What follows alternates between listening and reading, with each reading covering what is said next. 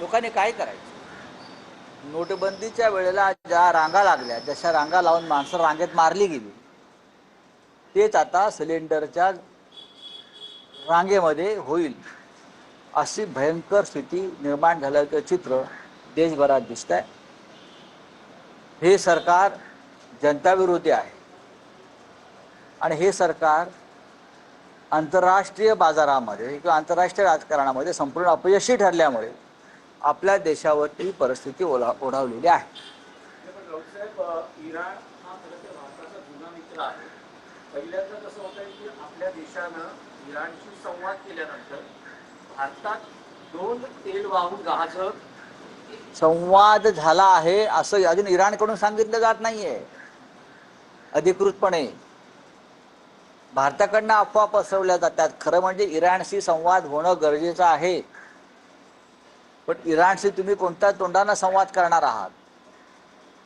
ज्या इराणचा सर्वोच्च नेता इस्रायलच्या हल्ल्यात मारला गेला, त्याच्या संदर्भात देशाच्या प्रधानमंत्र्यांनी साधी शोक संवेदना व्यक्त केली नाही. त्या इराणशी तुम्ही कोणत्या तोंडानं बोलणार आहात? खरं म्हणजे आपण इराणला नैतिक पाठबळ देणं गरजेचं आहे युद्धाच्या ठिकाणी, पण भारतानं एक तटस्थ भूमिका घेऊन इराणच्या दुःखामध्ये सहभागी होणं गरजेचं होतं.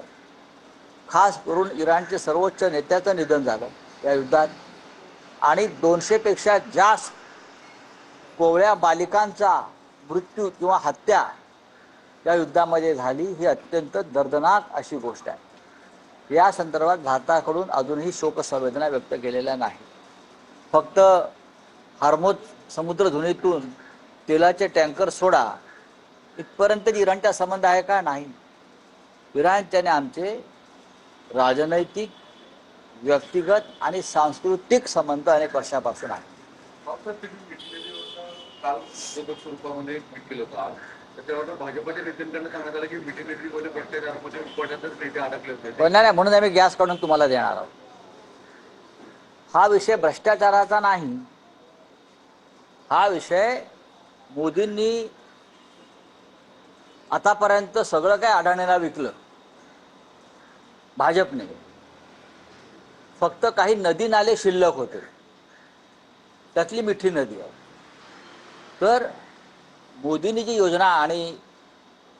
योजना सांगितली आहे की गटारातून गॅस काढायला पाहिजे, त्यात एक पाईप घालायचा, तो पाईपातून गॅस येईल, मग तो आपण स्टोवला किंवा गॅसला लावायचा, मग अन्न शिजवायचं, चहा शिजवायचा.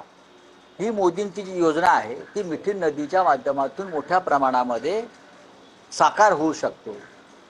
जिथे जिथे गटार आहेत त्या गटारांची किंमत आता वाढली आहे.